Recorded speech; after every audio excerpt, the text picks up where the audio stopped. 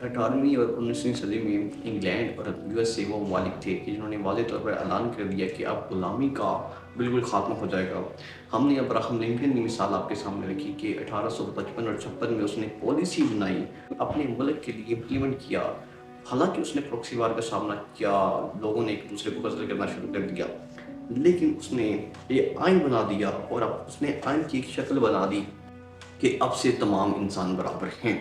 और इंडस्ट्रियलाइजेशन का उसने आगाज़ कर दिया और काले और गोरे लोगों के दरमियान, सफ़ेद चमड़ी और काली चमड़ी के दरमियान अब से कोई फ़र्क नहीं रखा जाएगा, ये उसने पॉलिसी बनाई। लेकिन इन सारी वजूहात को मद्देनज़र रखते हुए ब्राज़ील और पुर्तगाल उस वक़्त वो ऐसे ममालिक थे जिन्होंने वाज़ेह तौर पर ऐलान किया कि हम गुलामी के हक़ से दस्तबरदार नहीं होंगे।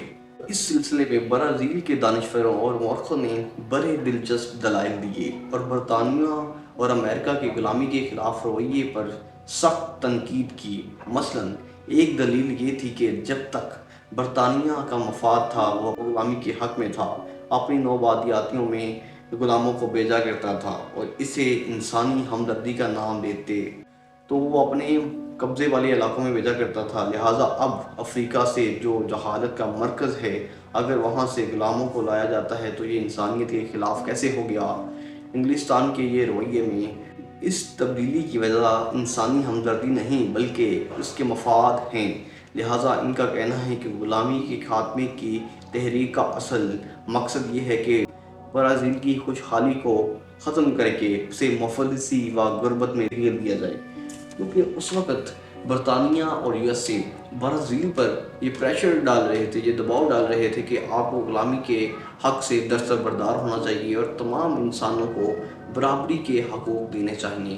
क्योंकि उस वक़्त ज़मीनों में खेती बाड़ी के लिए जो भी लोग थे ब्राज़ील में, वो गुलामों से काम ले रहे थे और वो तैयार नहीं थे, ना कि वो बल्कि उनकी रियासत भी तैयार ना थी कि वो उनको बराबरी के हकूक़ दे।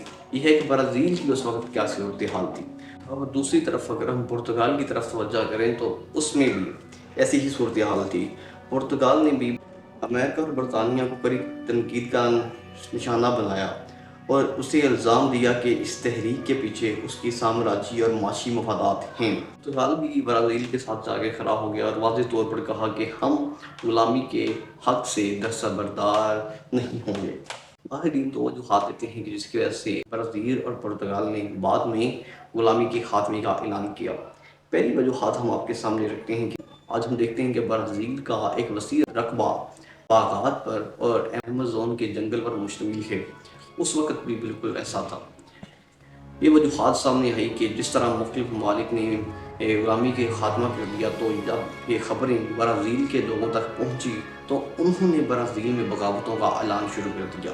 और वो ना सिर्फ बगावतों का ऐलान शुरू कर दिया बल्कि वो भाग के जंगलों में पनाह लेने लगे, जिसका नतीजा ये हुआ कि ब्राज़ील को एक स्पेशल फोर्स बनाना पड़ी कि जो सिर्फ इन गुलामों को दोबारा गिरफ्तार करके लाए। और गुलामों ने भी भरपूर मुकाबला किया और जिसकी वजह से एक कसीर तादाद जो उन्होंने एक अदारा कायम किया था कि जो गुलामों को पकड़ने की ज़िम्मेदारी थी, जिस पर वो मारना शुरू कर दिया और इसके ऊपर ब्राज़ीली अवाम की एक खतीर रकम खर्च हो रही थी। और बिल्कुल इसी सूरत हाल का सामना कर रहा था पुर्तगाल, क्योंकि वहाँ पे रहने वाले लोगों को जब ये खबर हुई कि मुख्तलिफ अक़वाम ग़ुलामी के खात्मे के लिए सरगर्म हैं, कोशा हैं, तो उन्होंने भी बगावत का ऐलान कर दिया और बरतानिया से, यूएसए से माली मावनत हासिल करना शुरू कर दी। और इन पैसों को, इन हथियारों को उन्होंने पुर्तगाली ब्राज़ीली हुकूमत के ख़िलाफ़ इस्तेमाल किया और ये सूरत हाल हद से बढ़ गई। तो तब जाके एहसास हुआ ब्राज़ीली और पुर्तगाली कौमों को।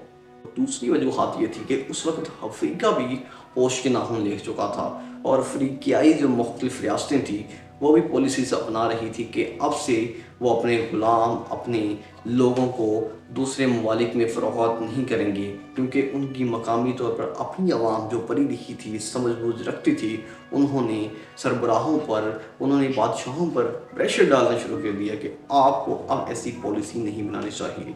तो ये दो वजूहात थी कि ब्राज़ील और पुर्तगाल पहले तो नहीं मान रहे थे, लेकिन इन दो वजूहात की वजह से جو ہم نے آپ کو بتائی کہ پہلا تو یہ تھا کہ جو غلام تھے انہوں نے بغاوت کا اعلان شروع کر دیا تھا، اور نہ صرف بغاوتیں شروع کر دی بلکہ مقامی لوگوں پر، نہ صرف مقامی بلکہ بادشاہوں پر بھی حملے کرنے شروع کر دیے، اور افریقہ نے بھی غلام دینے سے، وسیع غلام دینے سے انکار کر دیا۔ اور یہی وجوہات ہیں کہ بعد میں برازیل اور پرتگال نے آزادی کا اعلان کیا اور کہا کہ تمام انسان اب سے برابر ہیں۔ امید کرتے ہیں کہ آپ کو یہ ہماری ڈاکومنٹری پسند آئی ہوگی، جو ہم نے بتائی ہے کہ برازیل اور پرتگال کے غلاموں نے اپنی حکومتوں سے کیسے آزادی حاصل کی۔ اگلی ڈاکومنٹری میں ہم آپ کو بتائیں گے کہ ساؤتھ افریقہ نے کس طرح سفید چمڑی سے آزادی حاصل کی، اور نیلسن منڈیلا نے اپنا کیا کردار ادا کیا، کیونکہ ان سے پہلے تو جو وائٹ لوگ جو سفید حکومت کر رہے تھے وہ تو غلاموں کو کنٹرول کرنے کی پالیسیز اپنا رہے تھے، جس کی وجہ سے وہ مختلف قسم کی مشکلات کا سامنا کر رہے تھے۔ پھر نیلسن منڈیلا نے ایسی پالیسیز اپنائی، ایسی مثبت پالیسیز اپنائی کہ جس کا نتیجہ یہ ہے کہ اب سے ہم دیکھ رہے ہیں کہ ساؤتھ افریقہ بالکل بھی غلامی کی پالیسی سے آزاد ہو چکا ہے۔ یہ ہم اگلی ڈاکومنٹری میں ساؤتھ افریقہ کے اوپر ڈسکشن کریں گے۔ ہم امید کرتے ہیں کہ آپ کو یہ ہماری ڈاکومنٹری پسند آ رہی ہوں گی۔ مزید اس طرح کی ڈاکومنٹری دیکھنے کے لیے اپنے چینل سروے آف ہسٹری کو لائک، سبسکرائب اور شیئر کر دیجیے گا۔ شکریہ۔